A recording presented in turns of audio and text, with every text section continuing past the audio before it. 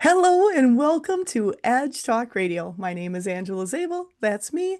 Today we are going to be talking with Susanna and Puran Bair, and they are the founders of iamHeart. They are authors. There is so much to unpack as we get to know them on a more personal basis today. They're from Arizona, and I can't wait to get into who they are. So, who am I? My name is Angela Zabel. I have been connected to spirit, working with the team in the non physical my entire life, sharing messages from a multitude of realms with people. I am a teacher, coach, medium, radio show host, writer, retreat host, gallery reader, doing speaking engagements and offering guidance, mediumship, intuition with online private and group sessions, classes, and the Amplified Universe monthly membership. This is a group growing your connection to our world, all that is around us, and our role in it, sharing knowledge and working with people around the world. You can find out more about me at angelazabel.com, pretty much on all the social media aspects out there. And today we are here. I'm going to try to put this centered in here. We are here with Edge Magazine. Edge Magazine is a leading events and media resource dedicated to all aspects of holistic living, health, and wellness, and the mysteries beyond, sharing information, wisdom, resources, and committed to promoting businesses, organizations, and individuals who support our collective journey to wholeness and balance. It's currently distributed in 30 states and Canada with over 17,000 magazines per printing, the vibrant online magazine with over 42,000 people reach per month online. Have the magazine shipped to your door, stay up to date with the newsletter, become a drop spot, and watch the Being Curious show with Kelly Wagner. Go to edgemagazine.net and find out more. And they're also on pretty much all the social media aspects. So today we are here with Susanna Bair and Puran Bair. They are co-founders of iamHeart in Arizona.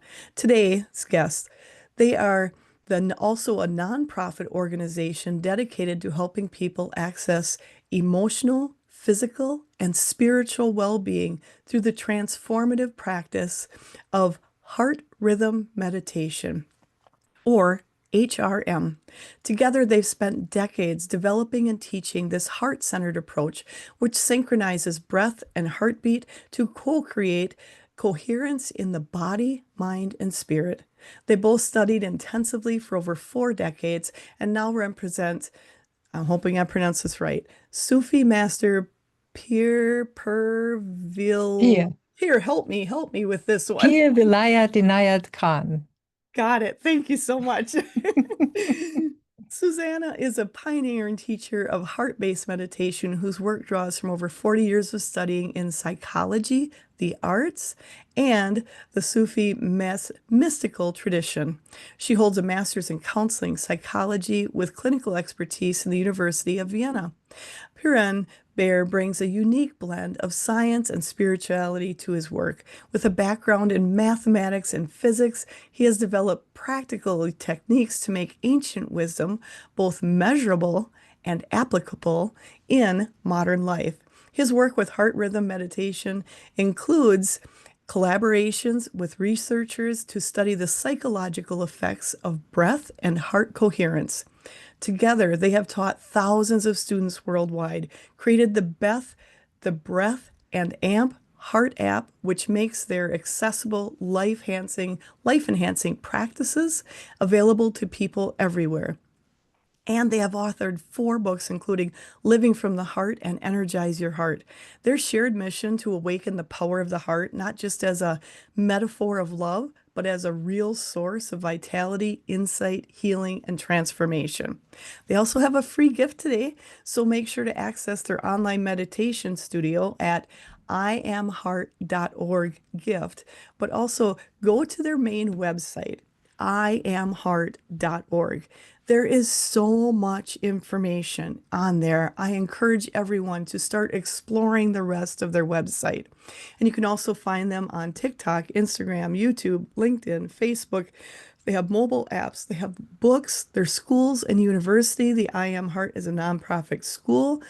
to cultivating emotional, physical, and spiritual well-being, along with the meditations, and so much more.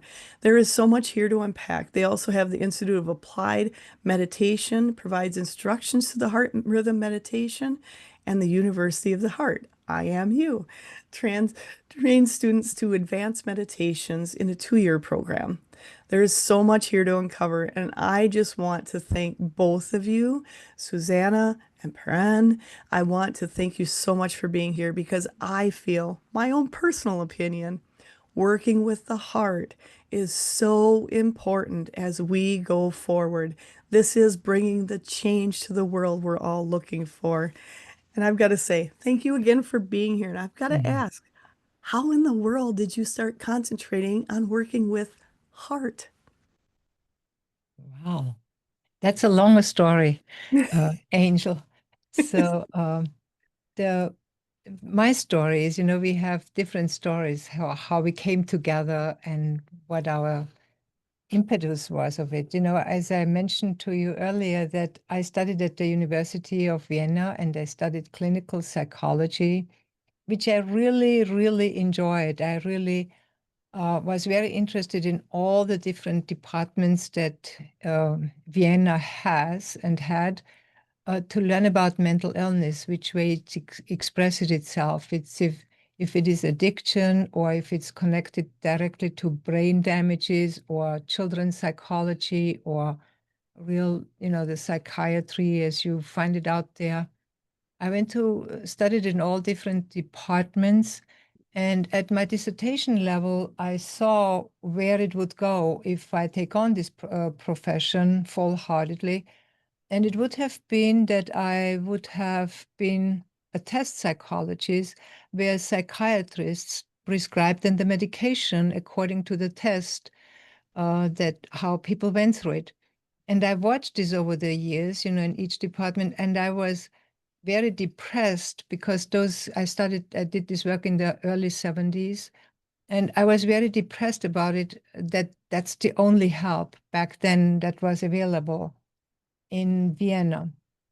And I would have worked in one of those mental institutions as a test psychology. And I pretty much said no at the dissertation level. I was into my dissertation and I gave up and I moved into theater.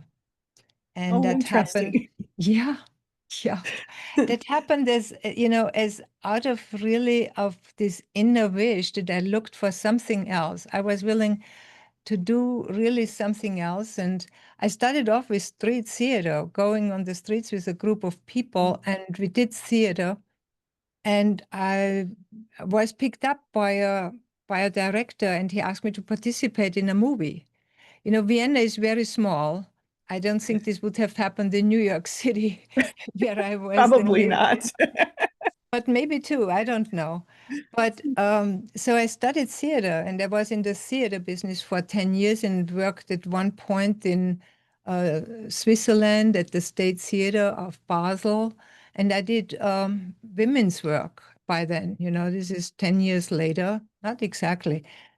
But, and I did feminist theater.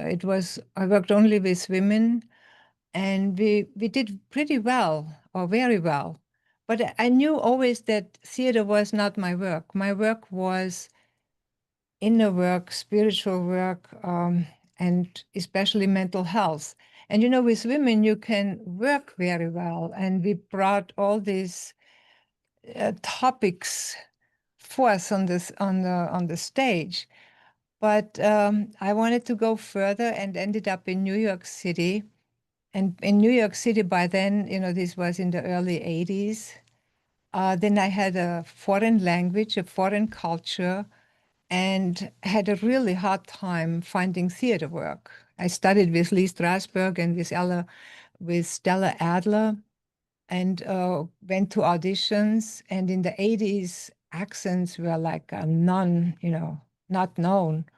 It Mhm. was very hard for me to get work. And I sort of developed an illness, a cough. It works itself out on my life force. Which way will I get through? And so I met this opera singer through the field. And I taught him German because he was singing the Heldentenor Wagnerian operas. And he looked at me and he said, "You need a teacher." And that was like, I had a lot of teachers in my life. I don't think I need any more teachers. He said, "Well, you should try this one." And so I went with him and his wife to Boston, and it was a meditation teacher, Pir Inayat Khan. And I went in the door, and Pir was sitting down at Harvard University in a big hall. And I looked at him, and I had the feeling he was looking at me. And I got a severe coughing attack. Like Wow. really, I blew up. And I knew that was a very intense sign. I left the room, and then I went back into what is it called, to the lecture and meditation presentation. And I really calmed down in a very, very deep way. And then a couple of years later, I met Puran Bair a few years later. And later on, he asked us, both of us, to create a school together. So that's the beginning of my path to find, because I had meditated before, meditation wasn't new to me.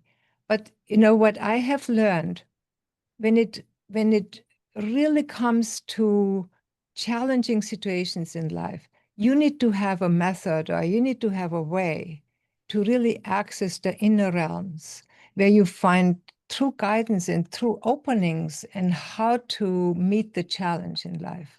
So Yes. that is what I learned, and I want to tell my further story together with Puran further. So I want to let him talk a little bit about his story. And Puran, I just want to say, you two together are a force to be reckoned with. You two were definitely meant to be together because it is just like you're at, and so those of you who don't know, I have a team in the non-physical, and they're just saying your energies together complement each other so beautifully Mhm. to help bring that heart-centered energy out there. And I just want to say thank you. And together, just a beautiful, beautiful energy between the both of you. So thank you. And now I got to hear your story. Well, I was, I'm trained in computer science and physics and math and things like that. And um, it was interesting, but not satisfying, to Mm, the one's whole being. I was going through a terrible period of depression and um, just unhappy with who I was. mm, And so I met this same teacher that Susanna mentioned, Pir Balayat. And when I met him, had the feeling that he knew who I was. mm. Well, that was really surprising to me because I didn't know who I was. And this is one of the amazing things that one can do with intuition and guidance, that you can see a person and understand who they are or who they could be, who they already are really, that that person isn't aware of. And Okay. so it was a tremendous help to me to be recognized and discovered and given a vision for who I am and who I will be. And that's what we try to do for people is Mhm. to look at them and say, I know you. The first thing is like, I'm like you. I know you, and because I have this feeling of similarity to you with, it could be anybody. We always feel that. Uh, I can share something with you about, where you are and where you're going and what you can become. So he did that for me. But it's not just a vision is important to understand what's possible, but it takes more than a vision. It takes the power to transform. Yes. So then what he did for me was to teach practices, meditation practices. There are many different kinds. Um, and you have to use, the right tool for the job. And these practices with energy, they transform a person. And Yes. so that's what we do too. We have a toolbox of 200 different meditations Wow. drawn from Egypt, from India, from Asia, and also Western practices from Christianity and Judaism and Islam, where we have a very wide scope. And with all these different ways of meditating, we can bring out different parts of the person according to what's next, you know. I love that part of it. And when you had talked about having tools there for people as they move through this, because we are all different. We all have different challenges. We are all different on the inside. Our hearts, our souls are all a little different. For you to have that toolbox of over 200 different meditations, because some meditations resonate with some people and other ones don't. And so many times it's just a few meditations and you try a few and it's like, oh, that's not really it. But with both of you, you've created a toolbox and they're showing. So I do have people in my family that are mechanics and they bring up the craftsman toolbox. I just see the craftsman toolbox coming up. And what they're saying is it's so good for you to have all of that for so many people because this time in our world, in our history, is a time of so many people awakening, and they're all so Yes, very different. yes. You two started out on your journey so much earlier. You did so much of the groundwork for everyone. I'm so impressed with you. How Well, did you come up with so many of the meditations? I'm 80 at this point. You know, I've been meditating for 53 years, Wow. and but eventually it sinks in. You know, I Yeah, it love takes a that. while. yeah, And I've got to say, both of you don't look your age at all. And that's one of the things with my team in the non-physical has said, one of the benefits from working on yourself, working on your soul, is you don't age like other people do because you are slowing down those beliefs and changing, transforming, as you said, in so many different levels. And that's because of so much of the work you've done. So, did you meet each other at the meditations? yes. Yes, Angela, we actually met in France at a big meditation retreat, which our teacher was holding. And this was a big privilege for us to both be there at the same time. And yeah, there we learned a lot. You know, our teacher had this very exquisite thing. It was like a tent city up in the high mountains. You know, it was in Chateau Carras, and it's like thousands of miles up there. And he had sometimes the idea, you know, to say, okay, so tomorrow morning we meet up there at 3 o'clock in the morning, up there at this point, you know, and he pointed like this. And amazingly, we all met at this place. We in the evening, nobody knew where it would be. And it was very far out meditation, you know. He had this kind of saying to try to experience that what we are meant to experience, you know, Hmm. is a real expression of that it's actually covered, you know, it's covered for us, but we can access it through meditation to see what is meant to be that we know. So that's where he's big. And another of his sayings was to reconcile the irreconcilables, which is a very Hmm. interesting concept. You know, things where you think they could never be together, they could never be unified, to bring those things together in our lives. So these are the shoulders that we are riding on. You know, one of them. Uh, we had to actually find how to do the meditation very much on our own. Our teacher was a very far out teacher. And we both personally found that the method that is needed in today's day and age is very much the heart. And Yes. those teachings are actually known through our teacher and his father, and they are on some level much easier to do than all this mindfulness meditation, you know, because with the mind, you have very little control. because Mm. the mind just tends to wander, even if you try to focus it.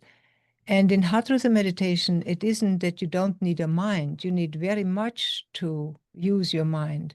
But if you breathe slowly, full and deep in heart rhythm meditation, and you try to focus on your heart, you need a very strong mind to find these connections. First of all, to figure out, where is my heart? Do I have a heartbeat? Do I have the pulse, the lub dub?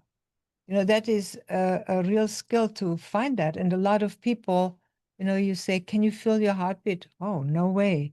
While children, little children, till the age of 6, they all feel their heartbeat.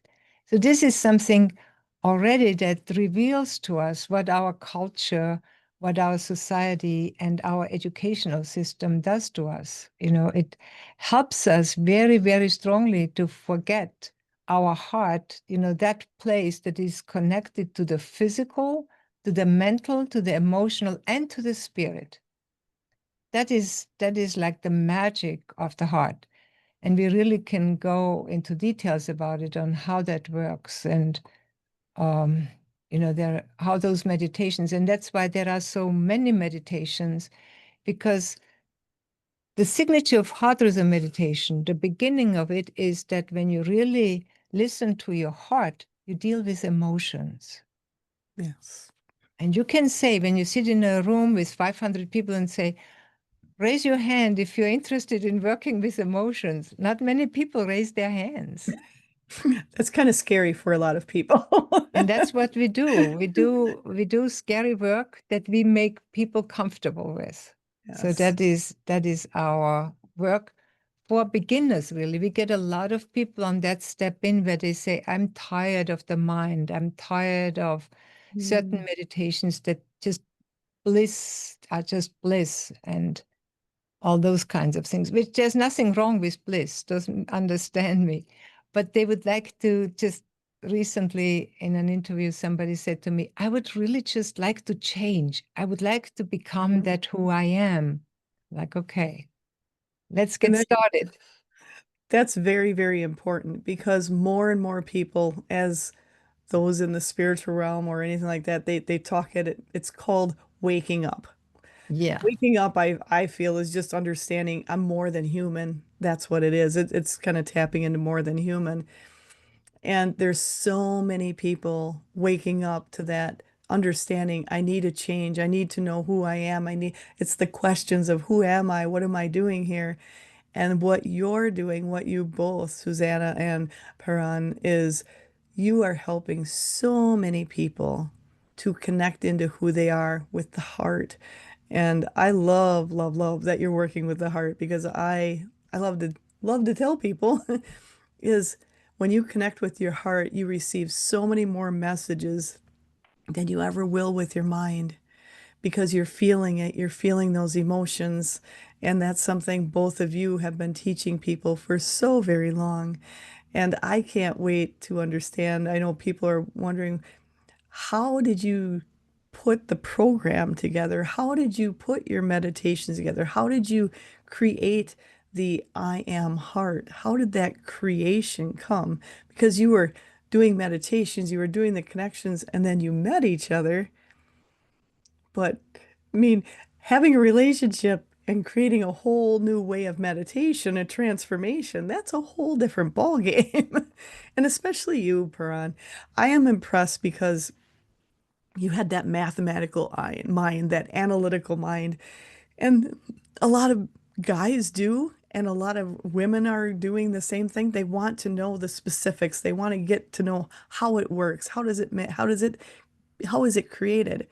And that's something that's important. So for me, for people to say, here's how it is, here's the benefits, here's what happens to get the behind the scenes on it. That's something that's important for people to know, especially people waking up, wanting to go, okay, what's the benefits? How do I know it's the benefits? So how did that journey start for both of you to go, okay, let's do this together and start creating the I am heart and new meditations? How did that start? Yeah, it's I must say, by the way, it's it's a wonderful challenge to lead a school together. And Mm. I think we might be the only school that works as a, with a married couple working together with an authentic lineage. I mean, we're not making this stuff up. We're using what's been learned for thousands of years, but we get to tune it and optimize it because we use instruments, we use tools, we use medicine, we use science. So an example is that I was working with a doctor, Herbert Benson, and he's written a book on meditation because he thinks he understands meditation from a Right. doctor's point of view. Uh, he was interested in what happens to the body when you meditate. Mm. And so he was interviewing and researching me, and he was especially interested in stress. Of course, it's a big deal, stress, and everybody has it. And see, in the old methods of meditation, what you tried to do was get out of the stress by going to a place where there isn't any. And there is such a place, but it's a non-physical place. Right. And if you're in your body, you're gonna experience stress. But he was wondering, isn't there anything we could do with meditation to reduce the stress? So he had an interesting experiment. He said, you know what happens? People go to work, they get stressed out, they come home and they're still stressed. Mm. And they argue with their wife and they kick the dog because they can't get out of that stress. And the stress is actually measurable in a hormone called adrenaline. So you can measure how much stress the person's in. So he said, okay, Brian, let's put you under stress, and then we'll see if you can meditate your way out of it. Mm. And so in one arm, he's got an IV where he's taking a blood sample every minute, Wow. and he's going to analyze this later for the adrenaline level. But in my other arm, he needed to induce stress. So how do you how do you induce stress? Well, the same thing isn't stressful for everybody. But Mm. physically, there is one thing you can always use to create stress, and that is you put your arm in ice. So he had a Mm. big ice bucket. He put my arm to my up to my shoulder in ice, which instantaneously creates intense pain. Mm. Uh, and then the body goes into panic. It goes into a stress response. Got it. So that was the idea. It's like simulating what happens to people at work. So now you're in stress, and then now see if you can meditate out of it. So I have my arm in this, and I'm meditating with my heart. See, and Mm. I looked over at my arm, which was covered now in ice, and I thought that ice is doomed. And I I, and love I it. thought, what an odd way to think, because it just spontaneously hit me. But then I realized, like, there's two things happening. The ice is trying to freeze my arm and cause my body to go into panic, and my arm is trying to melt the ice. Mm. So who's going to win? And normally, when people do the usual kind of meditation, they're withdrawing, Mm. and so the ice wins. But the body will do a very interesting thing when the arm is freezing like that, in pain. The body will cut off circulation to the arm to save the rest of the body. Yes. And when you pull the arm out of the ice, it's white because it has no blood in it. So what was happening to me was the opposite. My heart was saying, "Let's go, let's deal with this," and it was increasing the circulation in my arm, and my arm was getting hot, Sure. and so I didn't actually feel pain, and I was perplexed by this. Like, this is supposed to be very painful, right? He says, "I know. We only do this for a minute because we can't have screaming in the hospital. This is all in a hospital in Boston." Yeah, that's But probably not good for here for other people. yeah, but I wasn't having any pain, and I thought this is very strange. Um, so the adrenaline level never went up, so it didn't have to come down. So this is our solution to stress is instead of trying to get yourself out of stress, which is impossible, Right. Increase the ability of the body to handle stress by using your heart. Your heart will increase the circulation. It'll increase this sense of power and confidence and courage, which is going to just come out in everything you do.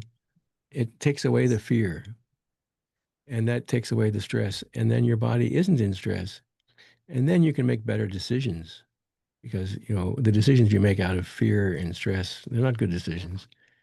You have to use, it's not using your heart. Your heart has a different wisdom. It knows things are possible. That's what we do. And Angela, we use this in heart rhythm meditation in very simple ways, because when you do this breathing practice of breathing really slow, full and deep, and your abdominal muscles are involved and you really are in your body, and then you're connecting with your heart, and the heart gets all this energy over time, So over time, when you do these practices, the emotions show themselves. And instead of disconnecting from the emotions and pretend, you don't exist, no, we're moving into the emotion. Just like how Puran described, we move into the ice, and say, here I am, and with a full heart, moving into that, what's in our heart, that we have very well packed away so that we don't have to deal with it. We let it come up and use the breath, bring energy, because in the breath, we have not only oxygen, but energy in there, and bring that energy right into these old memories that hold woundedness and trauma, and transform. Let the heart heal its own wounds. And that is really, it works magically over time. So this is really an applied meditation of that scientific experience that Brown had with this doctor, Dr. Benson. Yeah. I love that.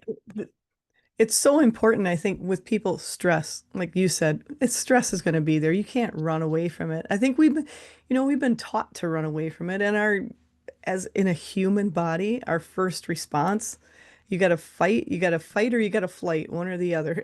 That's Right. just that's a human response. It's to save you, Yeah. one or the other, and I love how you're taking people into that heart space, going into the heart, going into the emotion, because that's really where the healing is. The healing comes with not being afraid the next time you get stressed. Fear is rampant. I'm sure you both here connect with people that are so very fearful, where their fear and anxiety is so prevalent right now in the world. And as you've been working with the fear, anxiety, have you seen, my team is backing me up and they want to ask, have you seen a difference in the types of people or the amount of fear compared to before when you started this till now? Is there a difference in the amount of fear, the amount of stress? Has it been kind of consistent, or is it getting more than what it was before? It is much more, Angela, and I Yeah. think probably everybody that you interview will agree with that. It is unbelievable how over the past 20 years we have observed that. In the 90s, it was not that strong. One could teach, but in the 90s, meditation was not as well known. Now, Yeah. meditation is quite well known, and the meditations that are out there don't actually deal very much with fear, anxiety, and emotions. And what we have learned is through getting to know the breath and getting to know the heart and getting to know the connection of breath and heart, because you're creating an energy field, and the energy field that the heart creates is electromagnetic energy.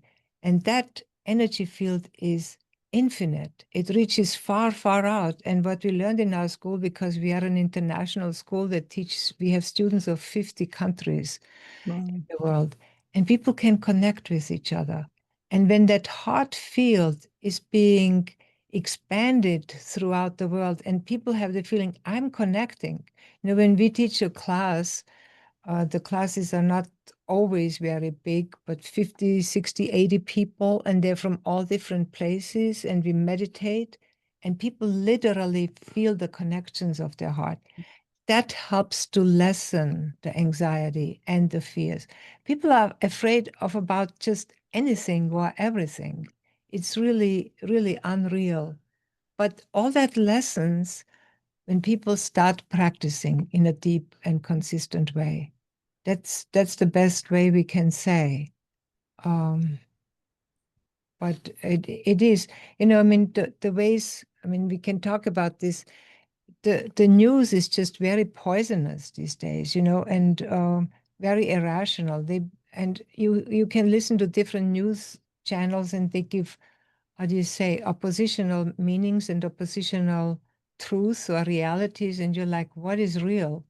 And Mm, so you really need an internal navigator, what yeah. you trust and how you navigate this kind of outer environment. You actually being pushed inside of yourself into your heart and soul to really connect deeply. That's our experience, and that's what we try to do with as many people as we can get our hands on. I And want, that's, I want go to ahead. comment on that idea too, that the stress is increasing. See, I think we have to, it's helpful, I think, to recognize that stress is a growth stimulant.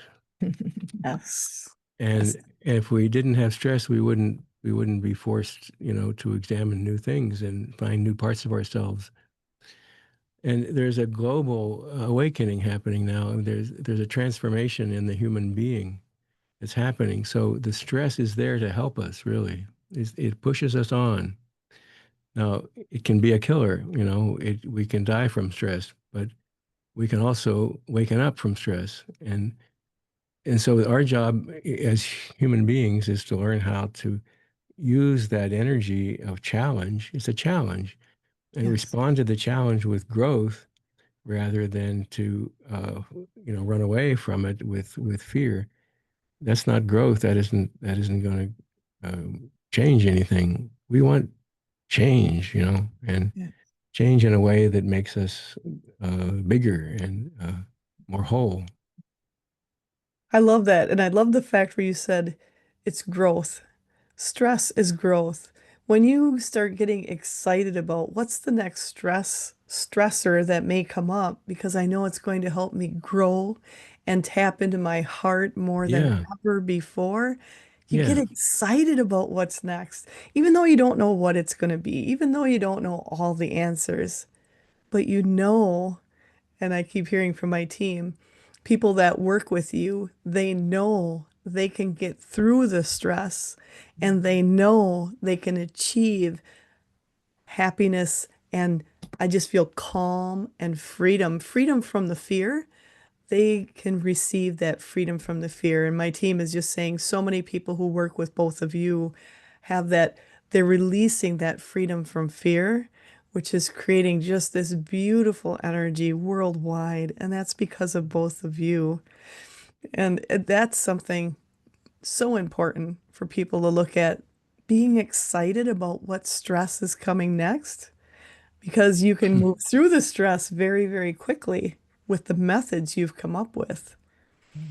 People are able to handle it because of you. People are able to look at it and go, okay, this is happening. How do I move through it? How do I go into my heart? How do I examine the emotions? You've given such a clear, energetic path for people to help them navigate it. And that's the key. You're not just, they're just, my team is going, you're not just doing lip service. You're showing people how to do it. And that's something you're doing with the schools. Can you go into the schools a little bit? What do you do with it? And you have more than one school going on all at the same time. Well, one of the things that we do, people who really feel the energy of the heart and feel what it can do for them, how they change, how they become much more fearless and confident and courageous. Uh, they study in the school for some time, and we offer people different kinds of applications in the school. They become our teachers. We have a whole cadre of teachers that teach in our school in the iamU. They teach the courses by themselves. We have the curriculum put together. We have videos available for the courses, but they are teaching them. Like the studio that we have running, there are 7 teachers there, and every day is a different kind of topic there with a different teacher. And the iamU we have about 30 teachers available that teach in the iamU. And then a further path is that we have mentors. We have about 50 mentors that are available in the school, because what we have learned when we started teaching seminars, retreats, group retreats, that people asked us, so, Susanna, what kind of practice should we do? And then Puran came in and said this and this. And then we learned Puran and Susanna are not enough. And we have in each course, every student gets every month 1 free mentoring session. So when you are like, we just finished a 16 months program, you get every month your mentoring session that is part of the program. And in the iamU, so most of the students are for 20 years in the school, and they have every month their mentoring session. They have their mentor. If you want to, you can switch your mentor, but a lot of them stay for a long time because we travel a path that is very, very well mapped. This is not something we made up, and we can show you what that looks like. And so between the teachings, where we have the teachers that we developed, and then the mentors, where you have monthly mentoring sessions, but then we have also personal retreats, not just group retreats. The group retreats, Puran and I teach always with some mentors and teachers, but the personal retreat, you actually would come to the retreat guide's home, and you were really, really well taken care of. You meditate about from 5 o'clock in the morning, sometimes 3 o'clock in the morning till 8, 9, 10 o'clock at night, with breaks in there for sunrise and sunset, and you get your food served. But you meditate lots of hours, all different practices, and you really, really transform on a deep level. So these are the kind of steps that people go through, and when you become a teacher, a mentor, or a retreat guide, you're really deeply on the path, and you have transformed yourself a lot, and you help others to transform. So, and maybe, Brian, you would like to share more about what that path looks like. Would that be okay, Angela? Absolutely. And this is absolutely, I'm waiting. Click that button over there. That button here, yes. This one. So this is a familiar picture to some people. It's the 11-ring labyrinth, which is in the floor of the Chartres Cathedral. It's actually an old Druid symbol, and it is more than a symbol. It is actually a description of the spiritual path, and we have it broken up here into different sections of the path with different colors. And those little numbers on there represent the 9 milestones on the path. These are steps in the spiritual progress. So when you have a school, you need a way to assess progress. And like if you were running a martial arts school, you'd have different color belts or something. Well, we're looking for external signs. We're looking for internal signs, and we've identified 9 of them. This is very old science. This is something that comes out of mystics from thousands of years ago. So a lot of people are familiar with the idea of the labyrinth, but they don't have the numbers on them. These numbers are very important because you want to know, where am I in the path? And that's important because the things that you need to do change at each step. It's not the same process all the way through. It's like, for children, as a metaphor, as an example, children uniformly, they learn how to walk before they speak. And So there are stages of childhood development that have been very well mapped, by psychologists. Well, the stages of adult development have been mapped by the mystics. And Mm. in every culture there are these maps, and they actually correspond.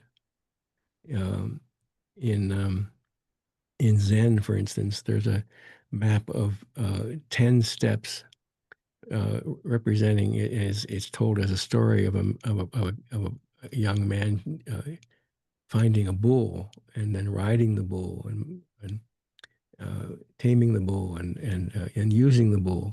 The bull is the internal power of the heart. So they're in different traditions. There are different ways of expressing the map, but there's always basically the same map. This has been discovered a long time ago. Now, so our challenge in the school is first of all to identify where are you in the map, Mm. and knowing that we can say what you need to work on next. So in some places in the map you need to work on your sensitivity, like opening up, like not being so closed and so defensive, and right. So Mm. opening the heart to the beauty and harmony of life. But at other places you need to find this inner power that it takes to change yourself. And our school uses the idea of energy, emphasizing energy more than consciousness. In the Buddhist methods, the focus is on consciousness, but that's very valuable, of course. But to change, you need energy to make the change, and then energy changes the consciousness. So we have to identify where a person is on the path, and then prescribe the kind of energy work that they need to do at that point to get to the next point in the path. There's always another point. There's always Yes. further. I love the fact that they use the labyrinth. So I didn't realize they had all the numbers in the labyrinth, and I'm like, oh, that's why I was when you showed it to me before we started. You're like, can we use this? I'm like, absolutely, because I didn't know about the numbers in the labyrinth. I didn't know about seeing where you are and really paying attention to where you are, and the energy, like you said, concentrating on the energy part because that can be registered. There's palpable exercises. There's way, just like you said, with the Yeah, you stress, can measure it. you You can can measure measure it. energy. Yeah, That's something so key going forward. yeah, So when you start with people, do you uh, kind of go through a where are you map, like yeah. filling out a form? What do you feel about this? What do you feel about this? No, no, no. Because people learn how to fake it, but Oh, it's yes. not real. And in order to find out where you really are, you need to go inside. Now, the energy state that a person is in is not just internal, it's also coming out through their field, you know. So Yes. you can feel something we call an atmosphere. There's an atmosphere around every person, which Mm. which is their own heart creating this field of energy, which uh, reaches other people's hearts. So one heart responds to the other heart, and so we respond to each other, of course, all the time. It's just we have to, if we learn how to do that, we get a tremendous amount of information and understanding. So we meditate with people and feel what they feel like in ourselves. It's like taking your experience of yourself and bringing it into me, experiencing me as you. Now, I'm not guessing about you. I'm not projecting you. I'm not using my ideas. I'm feeling what you are like because I can feel it in myself. I feel like you, see, and then I examine me, which is now you, and then I can understand. Oh, this is that step. That's I how we love do that. it. It's not guessing. It's not like trying to figure it out. It's by direct experience. See, Angela, and certain steps on the path cannot be taught through practices. I mean, here, Mhm. this is a great practice, but this practice is in our school most applied when you are a mentor. You see, as a mentor, you have to use this practice continuously because you go into a session with your mentee and you say, well, how are you? how are things going for you? And they tell you all kinds of things, how their lives go. But what you do is you tune into them unconsciously or consciously, but they don't know. And you assess, have they moved or are they in the same place? Do you see? Or teaching is another one of those practices. In teaching, you learn really transmission, what you talk about with your invisible team. Most people are not trained, I mean, you have this naturally going for you. I mean, you're a very blessed person, who has it from childhood on. And there are people like that, and hopefully there are more and more.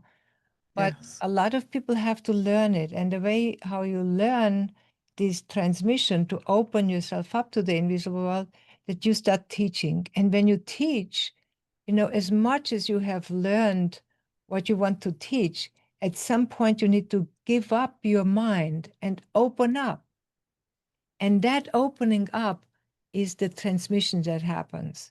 And then after somebody has taught a class, they say, I said all these wonderful things, not all, because some things they really know through their mind, but some things like it was a real surprise what I taught there. I wished I would have written it down right away. Do you see? And that's transmission happening. So this is where we say, well, if you want to go further on the path, please start teaching. And it's not because of us teach, no, because you will learn something that we cannot teach you in any other way. I love that. That's so very important for people to realize. Everyone has a unique talent, a unique take on life, a unique connection to those in the unseen. I've got to say, so we were talking about our teams before we got on here, and with Susanna and Puran, you both have been connecting to that's unseen. But I want to ask you, what do you two call your team? Well, they're unseen beings, so we call them UBs, You'd be- I love that. the To be unseen ones, the unseen beings. to make it fun and easy and just one of the things I've learned with my team, they have an amazing sense of humor. They have so much joy. They are filled with love. And the Yeah, more you play with them and yeah. have fun with them, that is so important. And I've got to say, I encourage everyone, tap into your UBs. Yeah, reach through your heart and feel your UVs. We're not alone. None of us are doing this trip Yes. by ourselves. We have lots and lots of help, and usually we think of it as intuition or Mm, serendipity or synchronicity. These are just other words for it. These are the unseen ones that are helping us all the time. We couldn't do it without them.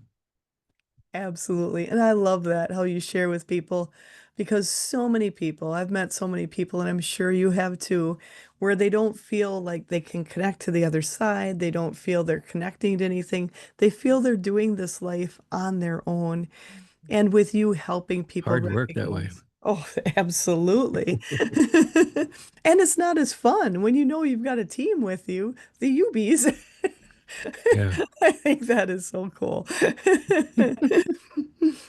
So when people come to you, and they don't know, like, okay, I'm new to all this. I don't know what to do. I've just discovered I have UBs. And I don't think I can meditate for hours and hours and hours on end.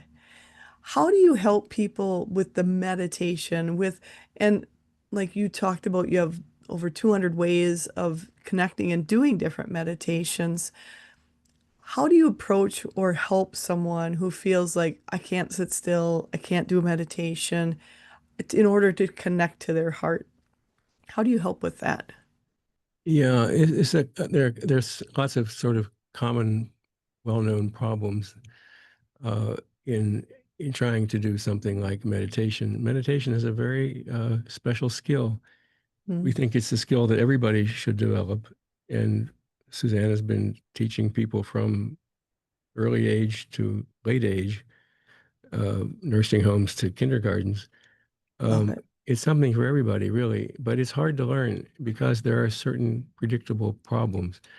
And one problem is, as you say, well, it's hard to sit still.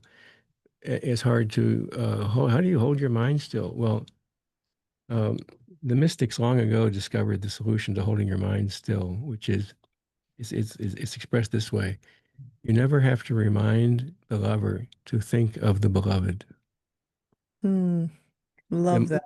The mind is easily captured by emotion, by love. When you love something, you think about it all the time. So if you love your career, you know, you can get totally into it and you don't worry about I'm losing concentration. It doesn't occur because you can't get enough of it. And when you're in love with a person, you want to be with them, you want to think about them, you want to talk to them, and you don't lose your attention, you know. So so we always use love in our meditation. And we want people to think about something very specific, which is their heart. Now that's helpful because the heart gives you a signal that you're on it.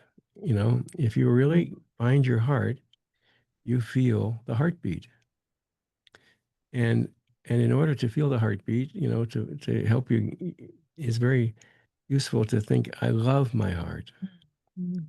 I love my heart. Sometimes people are afraid of their hearts. You know, like if I tune into my heart, what if it stops? You know, well, no, your heart is there for you your whole life long, and you want to love your heart, and then it's easier. It responds and it gives you its beat.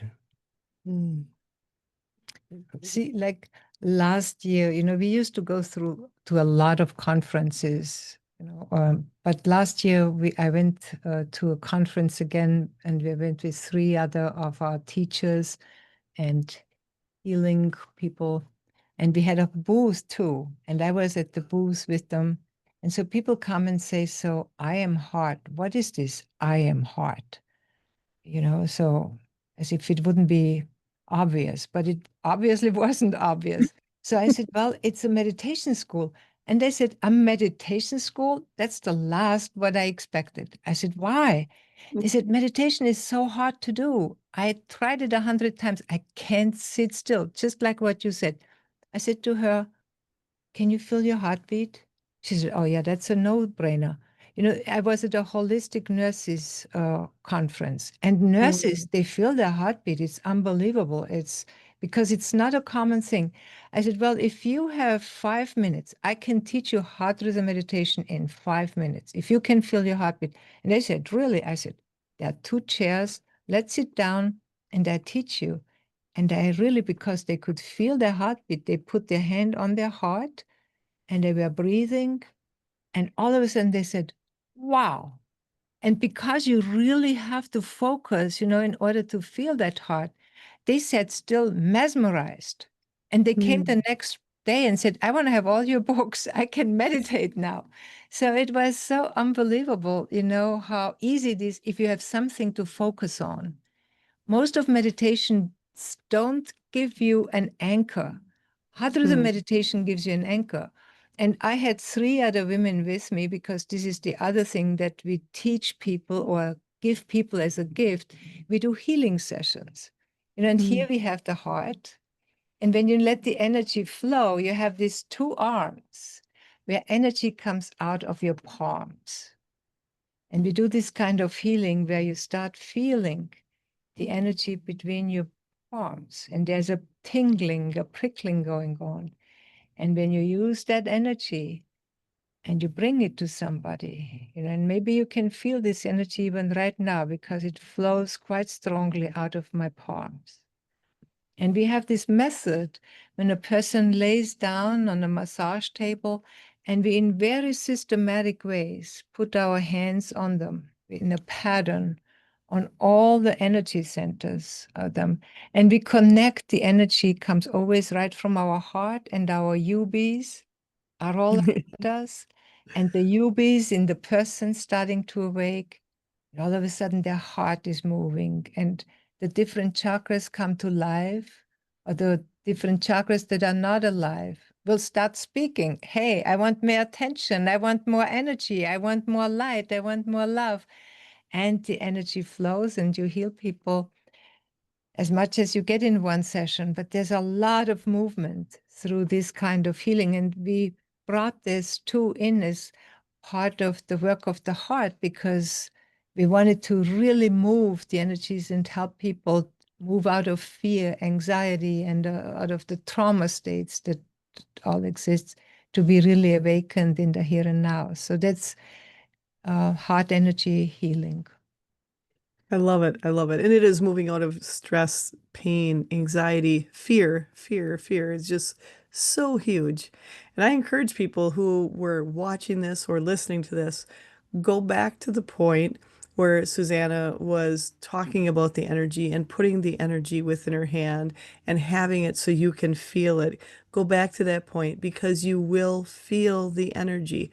Trust yourself, trust your heart with what you're feeling and experiencing because Susanna and Puran are sending out heart energy to all of you throughout this whole interview. This heart energy has been going out to all of you. So take some time to tap into your heart to feel from them and from the UBs that energy flowing to you because it is absolutely beautiful. And as you've been doing this, you have where people can go on to the online meditation studio. What does that entail? Well, we have, of course, recorded meditations, but Hmm. the studio is live. It's virtual through Zoom, but it's a live teacher. They're there with you when you're there. So you have to then appear at the same time, of course. And those are also recorded, so you can watch it later. But to be there live with a teacher is a really special thing. It's unusual because so many people record their meditations and all you get is a recording. But this is an opportunity where you can actually be with a person and meditate as they're meditating. And then you get to feel that energy. And then you get to ask questions, so that's really nice. But the recordings that we do are on our app. We have an app for the iPhone and the Android. And the app is called Breath and Heart. And it has hundreds of meditations in it. Mm-hmm. One can learn a lot just by, and it's free. There's a paid piece, some of the advanced practices, but mostly it's free. And you can learn this method that way very easily. It's also, of course, through the books. And the books give a different kind of Yes. version of it because it's more intellectual. It's explaining the details more. We have our third book is called Follow Your Heart. And that's the book where we explain the labyrinth and the the path of spiritual progress. What it means to be progressed, to be more mature in the spiritual path. What does that mean? And briefly, what it means is going from the mind to the heart to the one heart. So there's Mm. three big steps: your mind, your heart, and the heart of all, the one heart. And to experience these things not only as an experience like, oh, I just had this, but to feel, to identify that, like most people would say, I am my mind, and my heart is in me like an organ, but I can think about it. But in the next stage, you don't think my heart is in me. You think I am in my heart. Mm. The I is smaller than the heart. The heart is bigger. And here you're discovering not just the physical heart organ, but the heart field, which the organ creates. It's an electromagnetic field, and it fills the room. Mm-hmm. It fills whatever room you're in, and it goes beyond the room because it doesn't have any edge. Yeah. So imagine now, we're so used to thinking of ourselves as finite, and our skin is our edge. But, Yes. but if you experience yourself as a magnetic field, you don't have an edge, and Mm. there's no limit, And so we overlap, right? We are in each other's hearts. We're in each other. And thereby we actually think and sort of hinted towards that earlier, because the magnetic field doesn't have an edge. And when you connect people with each other, You feel like we are one being or we are one family. And that is actually the future consciousness or awareness of what humanity is. And all these wars and traumas that we create currently, they just come from the Middle Ages or the, I don't know what ages, but a very ancient knowledge that that we are too poor, that we don't have enough food, that we don't have enough clothes, that we don't have enough, that we have to fight. That's a very, very limited belief system into poverty consciousness, and one has to control the whole. It's just all big nonsense in reality. In the reality of the invisible world and of the planetary consciousness, it's all just very limited consciousness. And that's what we need to awaken to, that we are one family that is held together in the consciousness of the one, of the whole. And there's a lot of changes that we need to go through individually. Mhm. But when that opens up, the fear, you just look around and, you see, how can I help this whole system of limited consciousness, of limited heartfulness, that the heart is just too little, too small. You might feel in the beginning that like that, when you just feel your pain and your past. But when you clear yourself with love and light and open more and more, and energy flows into you, and you feel the support and the protection and the guidance on what you have to do here in life, that you have a purpose. Hey, the world is your oyster. I love that. Love that. And that's so true. We've been in this limiting belief for far, far too long. My Oh, team is saying far, far too long. It's time to step out of it. It's time to enjoy the fruits of our labors, as you say so many times. And it's time to realize we are all making a difference by using our hearts, by putting that out there. And you and I, we were all kind of talking before we got on about how different areas of the world feel different also. mhm. And that's something I have experienced in even different cities, different towns, different areas of the wherever you're at, you will feel a difference. Yeah, It's big paying time. attention to that feeling. And all of you, you both, along with all of your people who are helping you with all of your universities and the teachers, the mentors, you're reaching people from all around the world. Every person you reach is like another light bulb lighting up somewhere else Mm. in the world.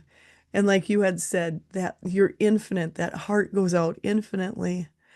The effect both of you are having worldwide, especially at this time, is so huge. And I myself can't thank you enough for the impact I know you are making worldwide, bringing this world into that heart space that we're all looking forward to experiencing and seeing. And we are experiencing it already. So my team wants to say something real quick. When all of us talked about the news earlier, and a lot of times we focus on what's in front of us.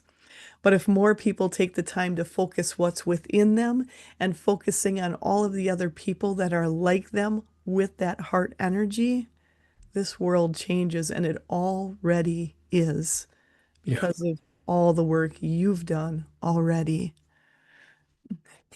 And It's happening, right, Angela? It's a new era. Yes. We're in a new era, and it's the rules are changed, and even the spiritual work is different. The spiritual work is not anymore about just waking up. It's about transforming, becoming who you need to be, and fulfilling your purpose in Mhm. life.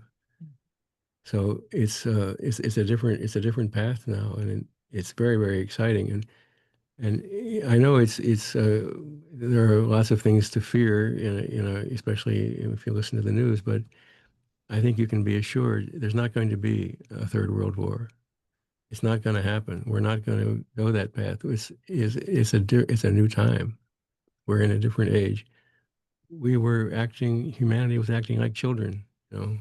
fighting for toys and and food and utilities, but we are maturing, Mm.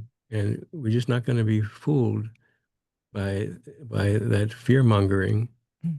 into thinking that we are limited and little. We know we're and the internet has helped a lot, but it's Mm. really a change in the energy of the world. It's a spiritual change that's happened. The internet's been helpful, but it's a greater change globally, that lets us know that we can communicate across all space. We can feel another person at a distance, wherever they are. We're Yeah. connected always. I love that. And my team is just saying when you talked about the internet, and yes, there will be no World War III. That's not happening. It's not on the table. We've moved past fighting for the toys, as you said. I like how you put that. But it's our want to connect with each other helped to bring that internet into reality so we could use it to make that connection as we are now. So my team wants everyone to know all of you, all of your consciousnesses has brought that into reality to help us move forward and have the connections, the heartfelt connections we've been looking for. So, and this is an exciting time. I've been so excited. It's such a beautiful time to be alive, to be here to experience this growth in humanity is absolutely beautiful. It's a jump. It's a jump. Yeah. And it's just got to be thrilling. I mean, you have started this journey, what, 40 years ago almost. Yeah. Yeah. And to see See, the differences between then and now has yeah. got to be just amazing. Yeah. See, what I wanted to say too, I mean, you all hear that I have an accent and I'm from a foreign country and I go every year home, so to say. But when I'm over there, home is actually here. So it's interesting when you are from a foreign country. And I tell you, my family members or friends, they call up and say, "How are you guys doing over there?" Because America, through the way how today's politics and economy works, they see America as a bad guy. It really changed America's view out in the world. And Mm. then I look around in America and how people are. People are actually very calm here in America, and they have an inner realization that actually does not match at all the vibration of the government or of the news. I think Yes. that's very, very important to see and to contribute to that energy. And I do think you find that really everywhere in the world. There is this news and this economy out there, and vibration of the warmongers, but we can do differently. And that is actually a very, very beautiful change that is happening where we are challenged to feel confident that what is out there and what the reputation is, that that is not the reality. But it's our heart and it's our deep, deep energy. And it's interesting to communicate this continuously out into the world. And so I do think that's an important message to be aware of. Be aware of. Yeah. I think that's super important for people to hear because so much of what you're told on the big screen, or like you said, you're portrayed that our world is our country is portrayed as that in other countries, is to know it's there to show a different side of us than what we already are. And we are Yes. stepping into who we know who we are. I mean, Yes. honestly, most people would help out with things. Most Yes. people are heart-centered.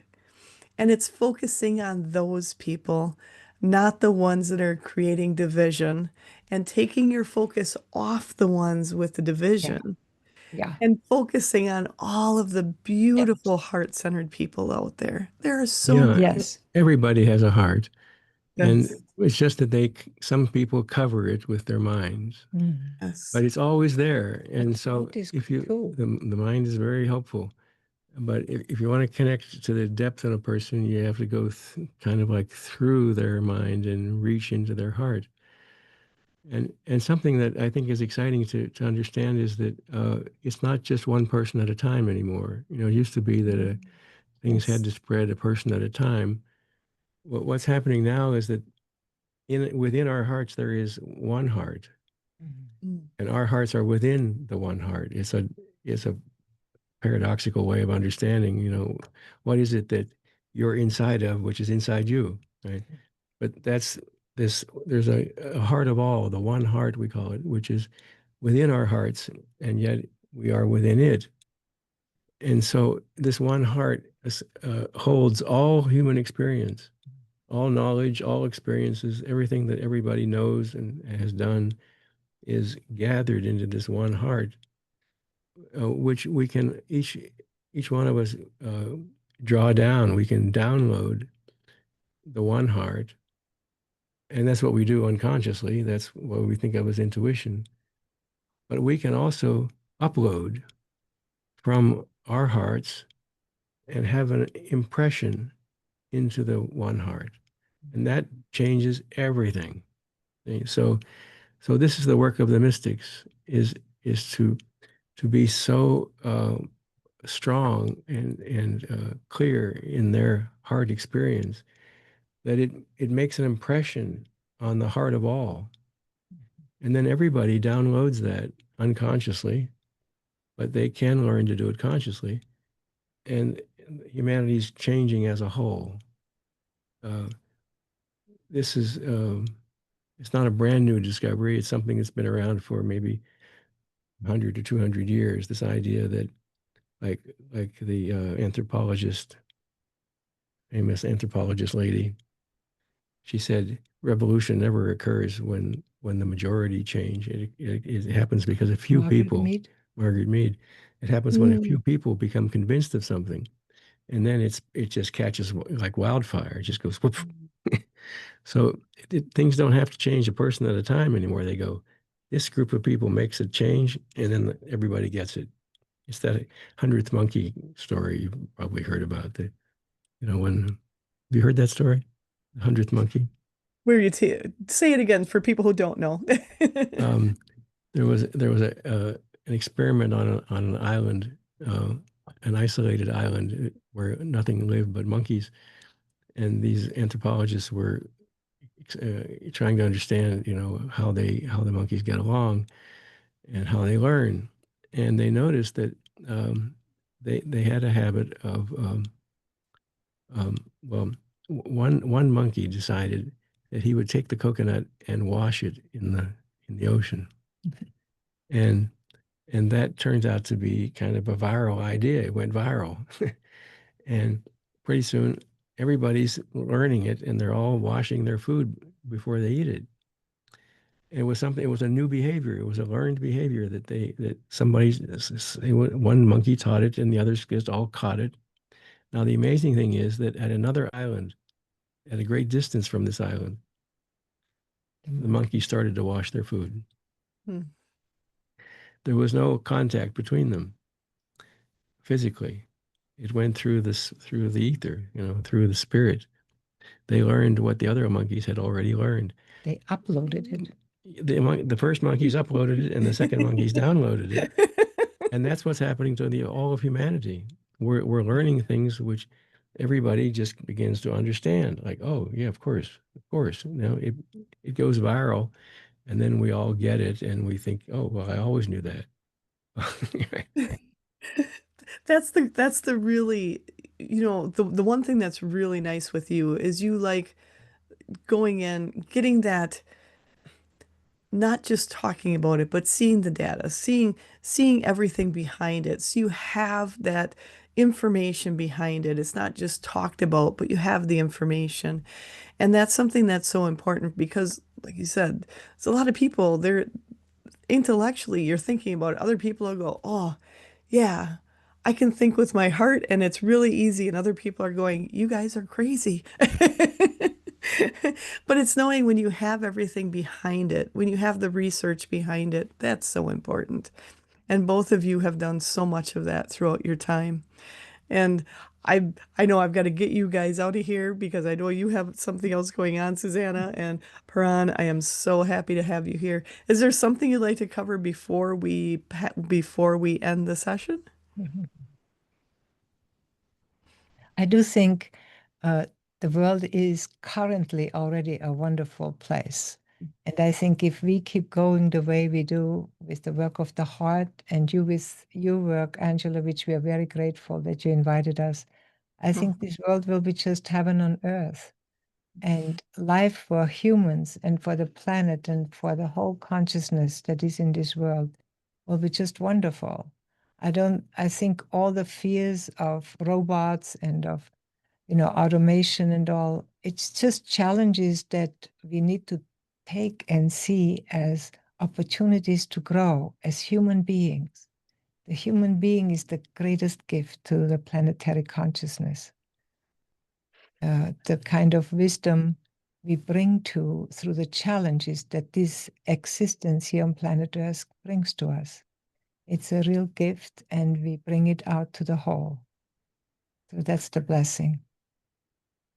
I love that. It is a blessing to be here, and it is to be human, to expand our consciousness. What an exciting time to go. What else can I learn about myself? How much more can I connect to the people around me, not only locally, Yeah, but yeah, around the world? It's yeah. so important. And the work you two are doing is so, so important. And Mm. is there something you'd like to say before we close, Paran? It's all about love. Yes. It is about love. That's all it is. You can't get much clearer than that. And it is so clear. And you help so many people. And I encourage everybody, go to their website, iamHeart.org. Check out their online meditation studio. Go to TikTok, Instagram, YouTube, LinkedIn, Facebook, their mobile app. Oh, nice, nice job. And their mobile app, Breath and Heart. And then also their books, Living from the Heart, Energize Your Heart. The other last one, Follow Your Heart is the other one, correct? Yes. Yeah. Mm. Did I miss one in there or did I get No, them? that's all. And then also to check out their schools, their university, and you can find all of that right on their website. And for those of you looking to how do I meditate? How do I get there? Go to check out their mobile app, Breath and Heart, because it is so important. Putting our breathing, connecting into our heart, that's where the true change and transformation comes for not only yourself, but all of the people around the world. We all make such a huge impact. Tap into the beauty that's around us. Tap into the amazing people who want this heaven on earth because we are creating it. We are creating it. And with that, Thank I you. just want to let everyone know again, check out their website, iamHeart.org.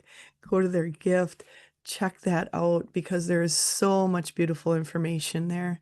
And I feel so honored to have gotten the chance to have met both of you Oh, today.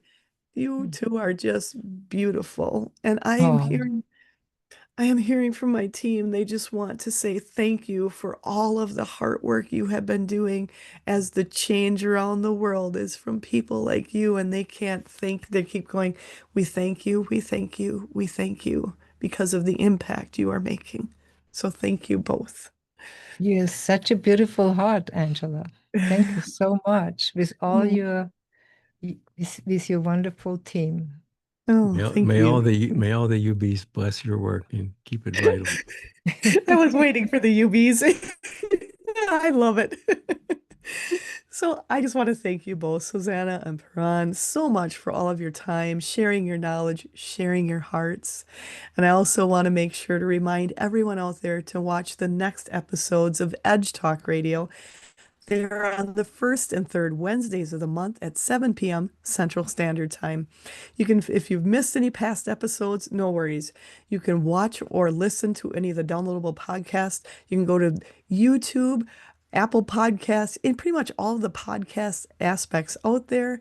Go on my YouTube channel along with Edge Magazine's YouTube channel and check out all of the other ones and all those to come, and make sure to go back into this episode and listen to those heart-centered messages Mm. and the energy being shared with all of you. I want to thank you all for listening, expanding, and amplifying our universe together. Have an absolutely amazing day.